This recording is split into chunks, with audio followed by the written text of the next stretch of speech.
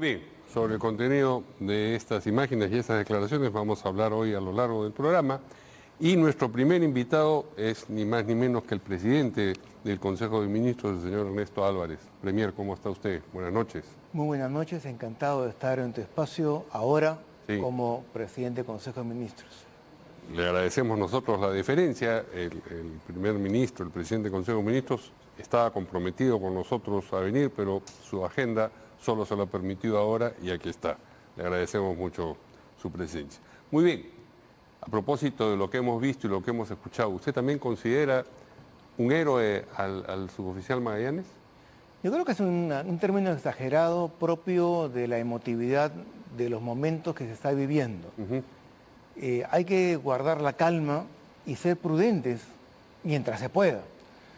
Yo creo que el policía Magallanes lo que ha hecho es intentar cumplir su deber, lo que le habían ordenado, y que habiendo sido golpeado en una primera oportunidad y luego habiendo sido amenazado porque lo iban a continuar golpeando y posiblemente hasta matarlo quizás, él se ha defendido pretendiendo dar disparos no precisamente al aire, sino de acuerdo al video, según él, al suelo. Dice al suelo, a la pista, pero tampoco hay que ser un experto para pensar que cualquier proyectil que se dispare a la pista o al suelo en una diagonal puede rebotar y herir a cualquiera de los perseguidores. Sí.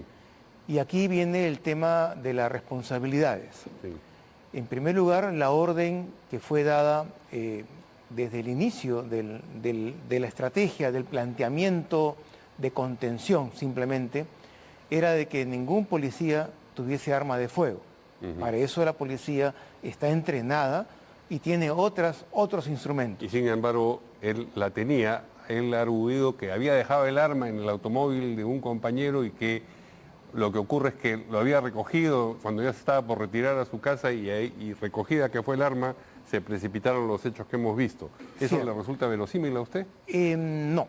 No. Y en lo segundo es que él compone un grupo de la policía que no está vinculado directamente a la contención de la protesta o los actos violentos de la marcha. Eso no estaba en la orden original, que hubiera policías de civil, digamos, confundidos con los manifestantes. Exactamente.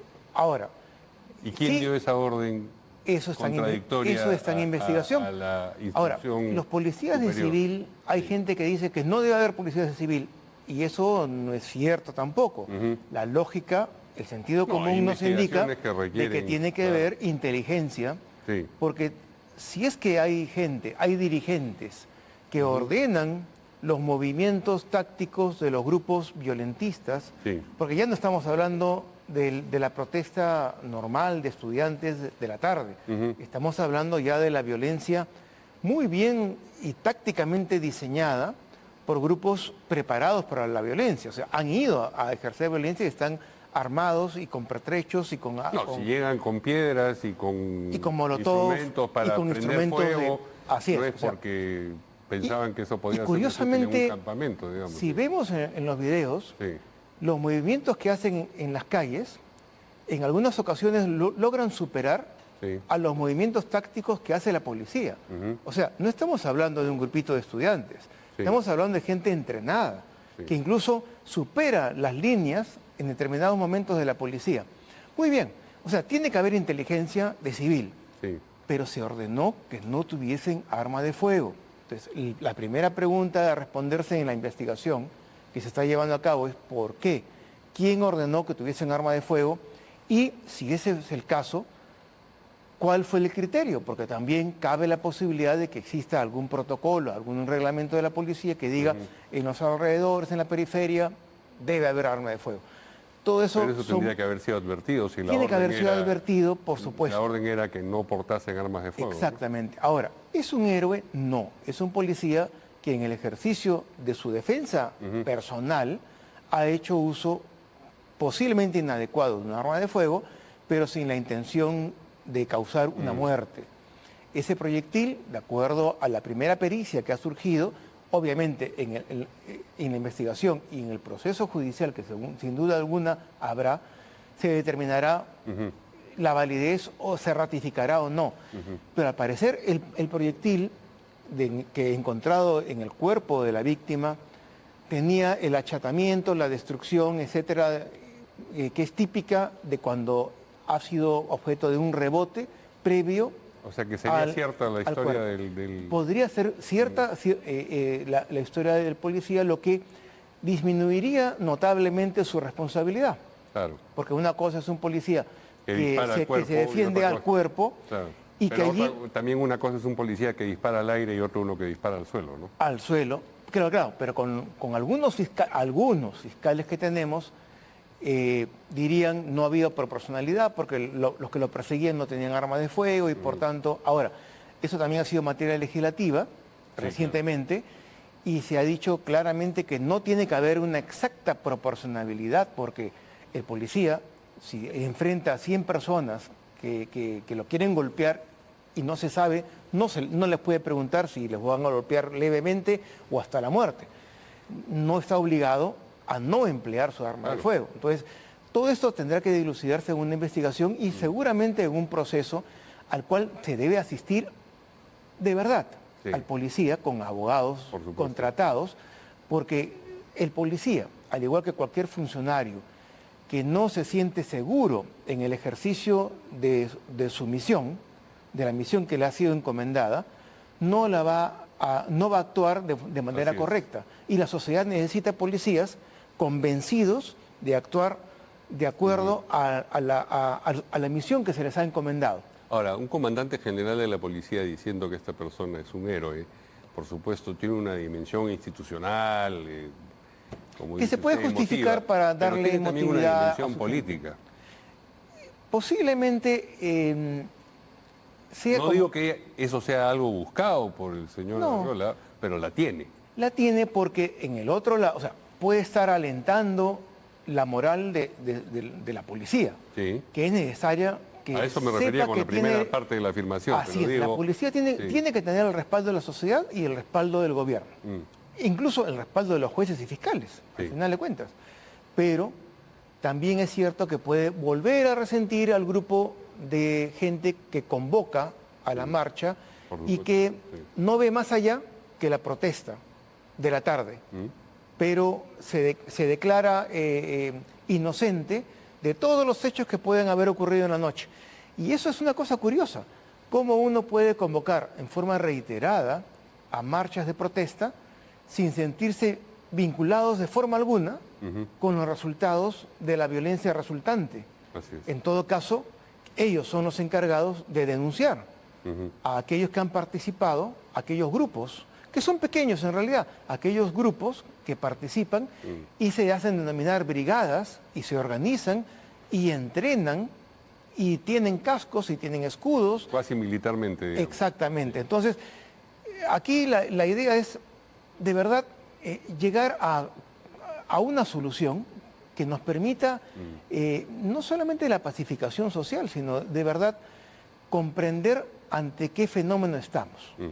Bien, a propósito de las protestas, usted en una entrevista reciente ha pedido disculpas a propósito de lo que dijo sobre los jóvenes que protestaban y la identificación de esa protesta con una naturaleza subversiva.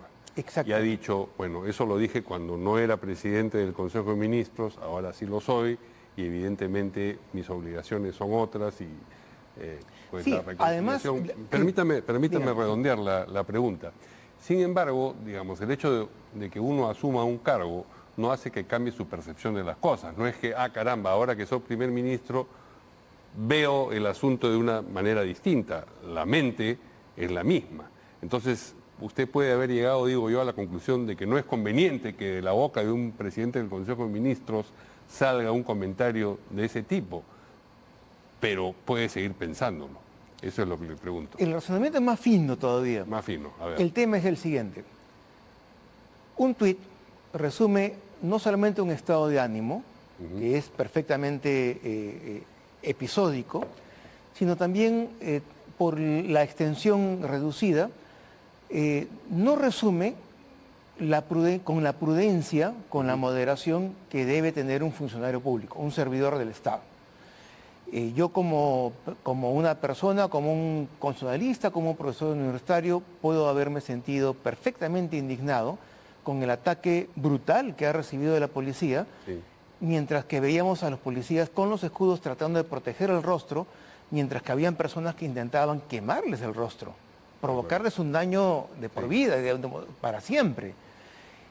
Y ante eso, los policías, siguiendo las órdenes estrictas dadas por el gobierno y por su comando, ellos no asumían una actitud beligerante ni respondían, posiblemente incluso más allá de lo que hubiera yo querido.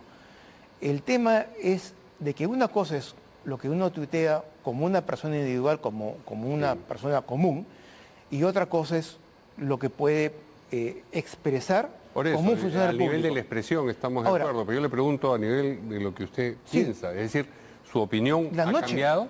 No. No ha cambiado, o sea, lo que pensaba La noche antes... ha sido su versión. Sí.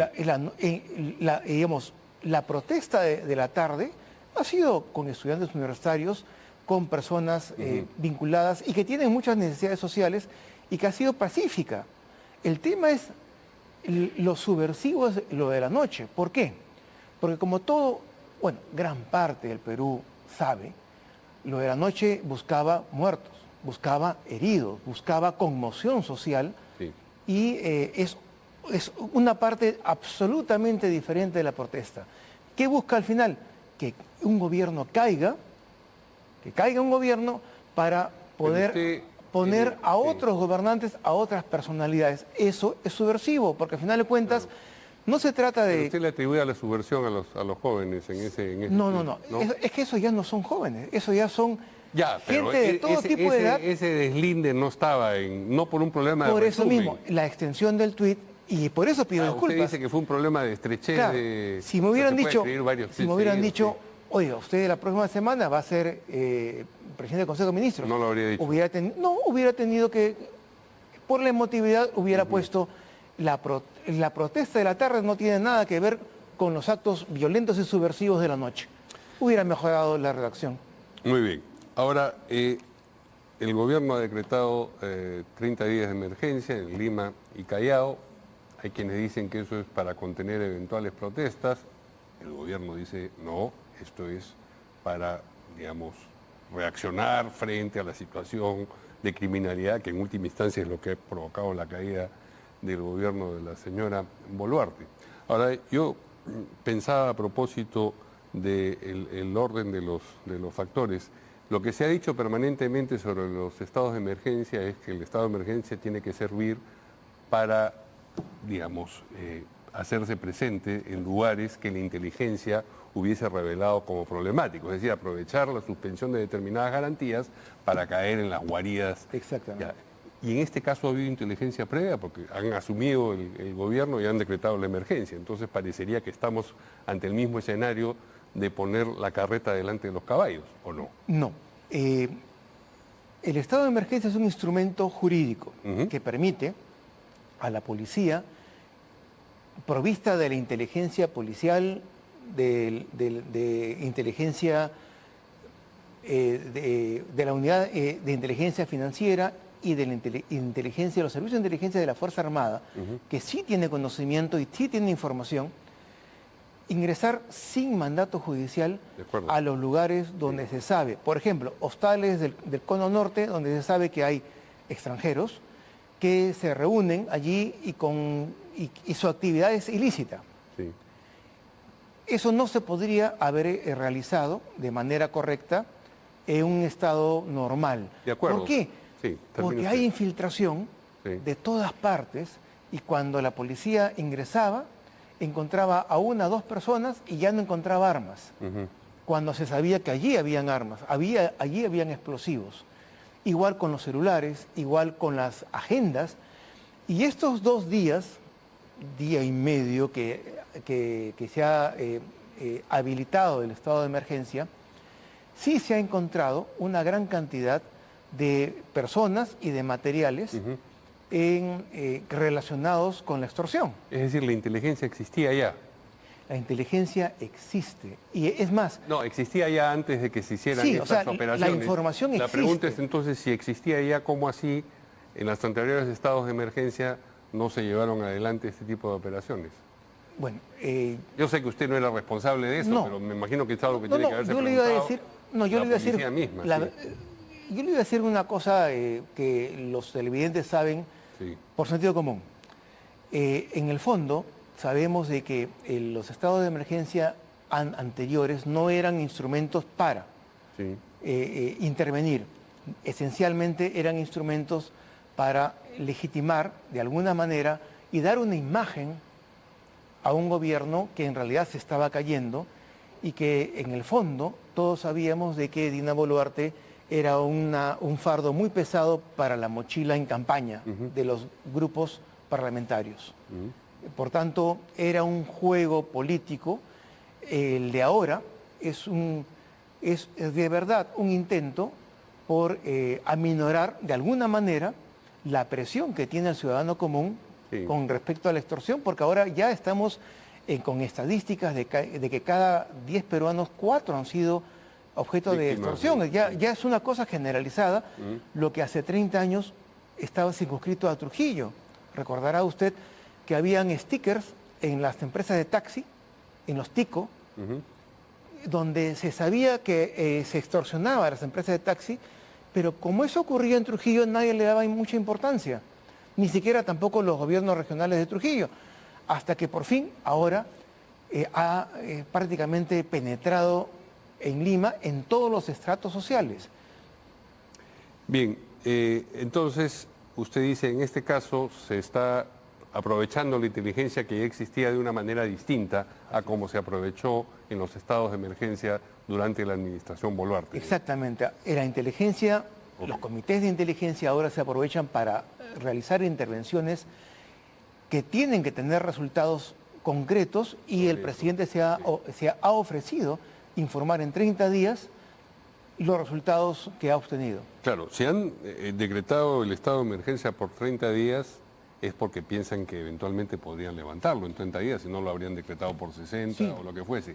¿Cuáles las metas que se han trazado, de aquí a los 28 días que quedan para poder levantar el estado de emergencia? En verdad, impactar seriamente en esta ola de criminalidad, porque el estado de emergencia, al final de cuentas, es una restricción de derechos. Pero alguna medida tendrá que existir, más o menos clara y distinta, de a dónde quieren llegar, para decir, bueno, sí, se ha cumplido la meta o no se ha cumplido la meta. No, es un impacto. Exactamente cuál es la meta, como persona vinculada al derecho constitucional de hace muchos años, mi meta es que no sea necesario el estado de emergencia para que la policía y los servicios de inteligencia puedan seguir luchando contra la criminalidad, pero sin la necesidad de restringir libertades. Porque restringir libertades no puede ser un proceso permanente, no es un instrumento permanente. Por algo están esos derechos. Lo ideal es que al final de los 30 días el impacto haya sido tan grande que ya no sea necesario restringir estas libertades, porque al final de cuentas sí pueden cometerse abusos en cuanto a la identificación forzosa, en cuanto al patrullaje forzoso, puede haber confusión en algunos momentos y podría haber un daño colateral. Por tanto, sería ideal que a los 30 días el impacto sea tan grande que ya no sea necesario el estado de emergencia. A los 30 días vamos a tener un informe del presidente, dice usted, y sobre la base de ese informe se decidirá si continúa o no el estado de emergencia. Ahora, la administración anterior venía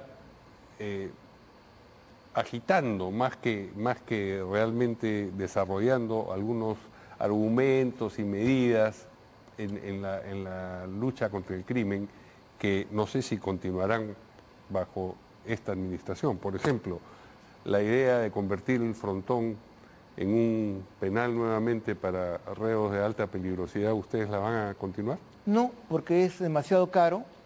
Y con ya es una decisión. Con ese dinero se puede hacer 2 penales. Okay. Es más, ya tenemos el terreno, por ejemplo, el de Ica, que hay que impulsar, destrabar ese proyecto y concretarlo. A propósito de la pena de muerte y el eventual retiro de la Corte del dominio, digamos, de la Corte Interamericana de Derechos Humanos, ¿tienen ustedes una posición? Sobre el retiro de la Corte no se ha conversado en absoluto en el gabinete, ni tampoco sé lo que piensa el presidente, porque no lo hemos conversado. Okay. En cuanto a la pena de muerte, es obvio que por más que haya gente, o muchos querramos una sanción drástica... ¿Usted quisiera que la pena de muerte estuviese vigente para no, determinados crímenes? No, porque el problema de la pena de muerte es que no disuade al violento, al reincidente, al que ya ha sido capturado mentalmente por la violencia, porque al contrario, lo convierte en héroe y vamos a ver sus muros, su rostro en los murales en el Callao y en las zonas peligrosas. Lo convierte en un ejemplo para la juventud. Lo ideal son penas efectivas, procesos penales cortos, que no tengan 40 tipos de audiencia distintos y que realmente los fiscales asciendan por el número de sentencias condenatorias que han conseguido y no por las investigaciones y por los años de investigaciones que prolongan. Y que los jueces también asciendan en virtud de la rapidez de sus procesos penales, llevados con responsabilidad, pero con celeridad. Y que no asciendan por su cercanía con los medios de comunicación o por la cercanía con el mundo político. Muy bien. Usted ha dicho que a este gobierno no lo inquieta la posibilidad de tener que observar leyes aprobadas por el Congreso, leyes que tengan un impacto fiscal negativo, que contribuyan a la situación de déficit fiscal que ya es severa y grave.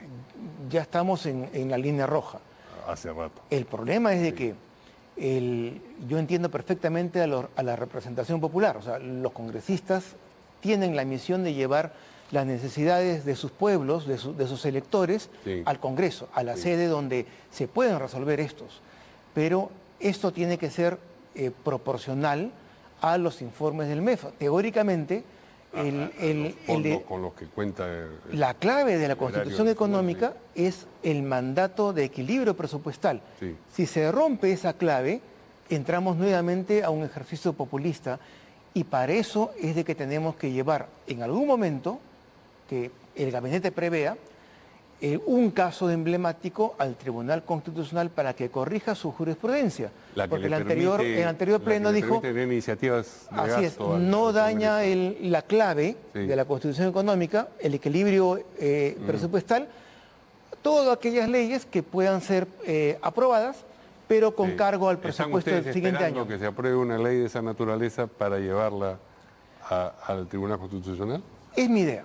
Es su idea. Bueno, todavía no lo hemos conversado, pero pues yo podría perder en la votación. Es una idea ya, digamos, importante en la medida... Es una idea mía y yo creo que el presidente y todos los ministros consideran que es una necesidad. O sea, no estamos ya, digamos, en el plan de elegir entre seguir gastando en forma indiscriminada, populista, o aplicar ya reglas de austeridad, que es lo que exige el Perú de hoy. Claro. Y digamos, el procedimiento de esto es, se aprueba una ley de este tipo en el Congreso. Y luego se discute en el Consejo de Ministros. La puede observar el Ejecutivo, por insistencia la aprueba el Congreso, que es lo que ha ocurrido muchas veces. También en otra cantidad de ocasiones el Ejecutivo, la Administración anterior, ni siquiera se dignó a observar esas leyes. Sí, dejaba pasar el plazo.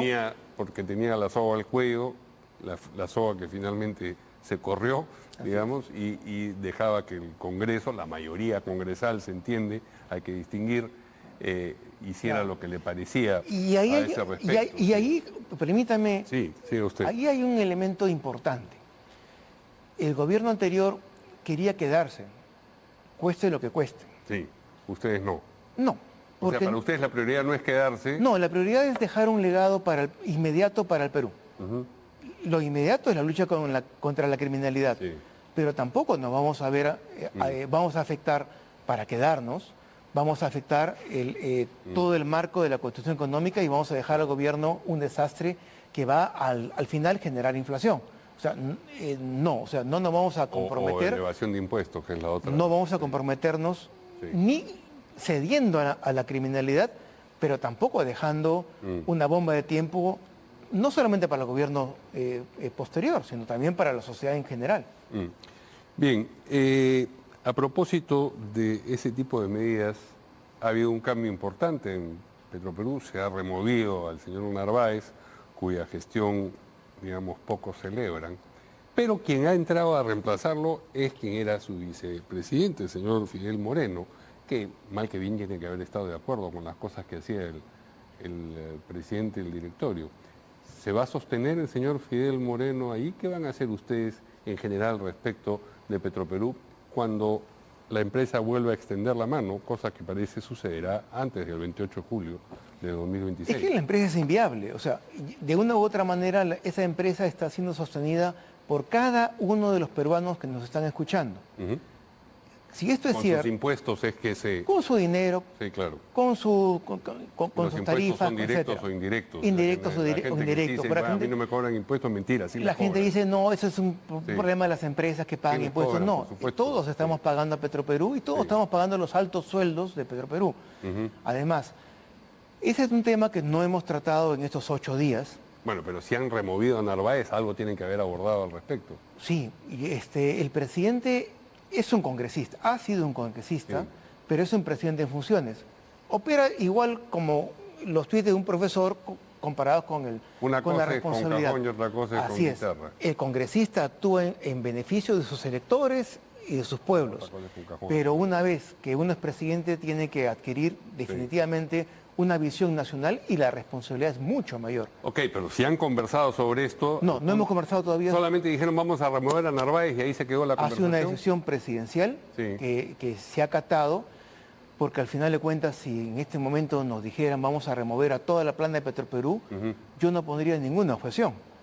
Esa es la verdad. O sea, en realidad, más de la mitad del Perú sabe que, ¿cree usted que este Petroperú es una empresa inviable? Ese pleito debería sembrar, digamos, el cambio en lo que supone la administración de Petroperú? Respondo en forma individual. Sí, bueno. Me encantaría dejar ese legado para el Perú del mañana.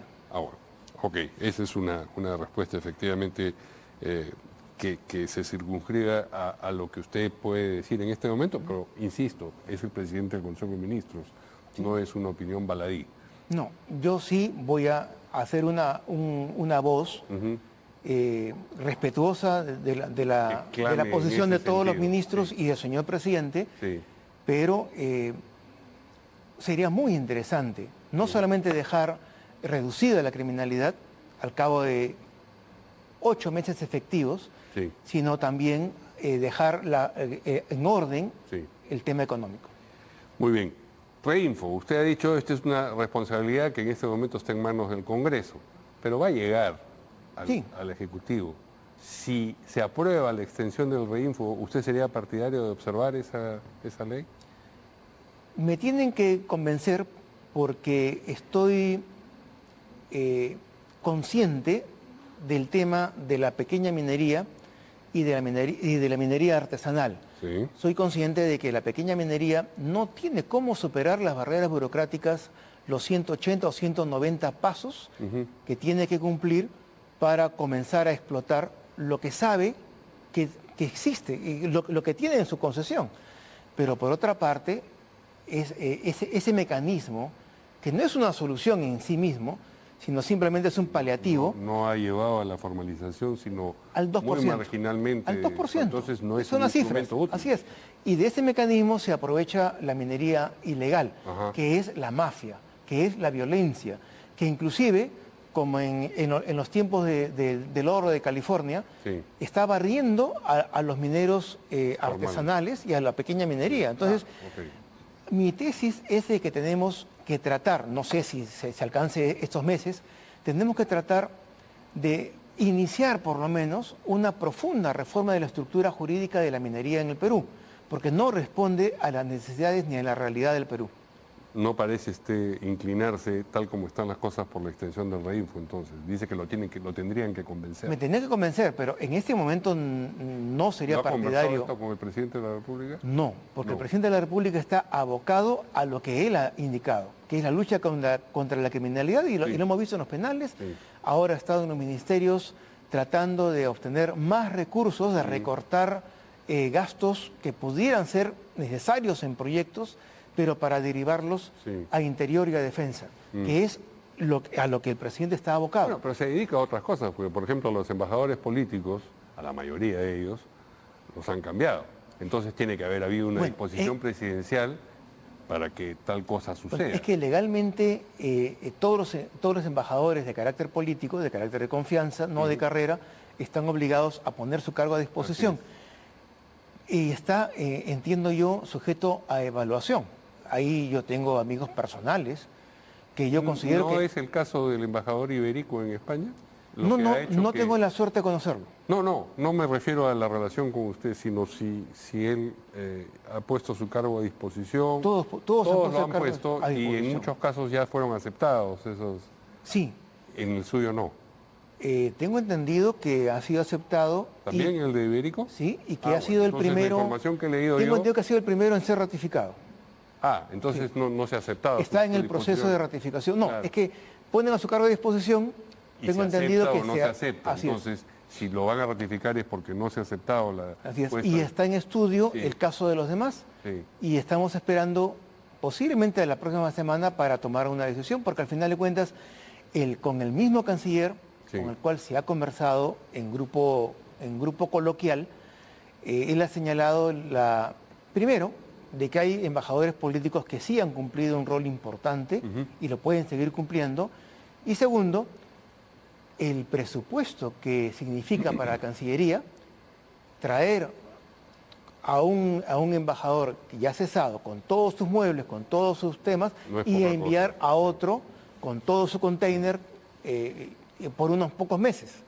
O sea, en realidad lo ideal es ratificar a la mayoría, salvo a aquellos que definitivamente no han cumplido un rol interesante. Tengo entendido que el embajador de la India, por ejemplo, se hablaba de que está ya negociando y ya casi finalizado un TLC con la India. Y por tanto, urge ratificarlo ya en estos días.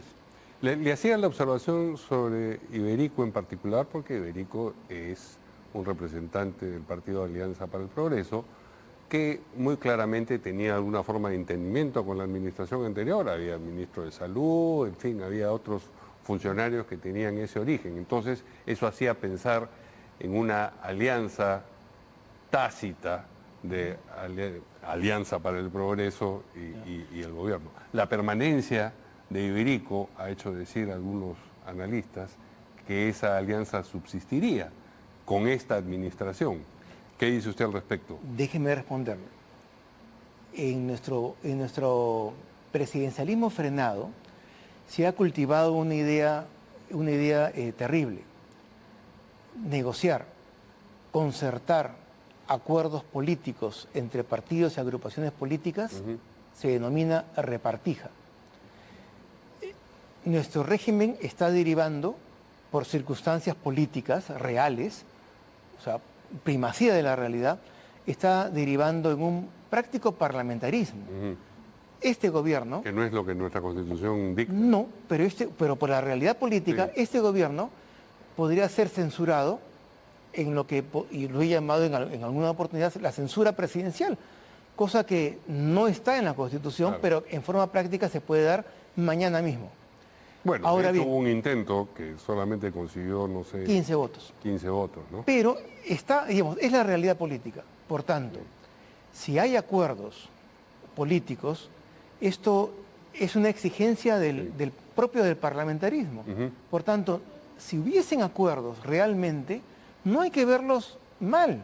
Ok, pero hay... Es necesario consenso. ¿Ese acuerdo existe con Alianza? No conozco porque no he conversado al respecto con el presidente. Tenemos 7, 8 días la agenda del presidente es una agenda propio de un muchacho y la verdad que los ministros que ya tenemos, le doblamos la edad al presidente, le seguimos el paso con mucha dificultad. El presidente está en todas partes trabajando esencialmente por el objetivo primordial, luchando contra la criminalidad. Bien, finalmente esta es una pregunta al constitucionalista más que al presidente del Consejo de Ministros, pero, digamos, atingente a la situación presente. Usted dice que estamos derivando naturalmente hacia un parlamentarismo, ahí donde nuestra Constitución dice que el gobierno debería ser presidencialista. ¿Usted cree que conviene hacer un cambio expreso en nuestra Constitución, con presidencia y las dificultades que llegar a esa situación exige o presenta? ¿Cree que deberíamos operar ese cambio? Sí, yo tengo artículos académicos que señalan que sí.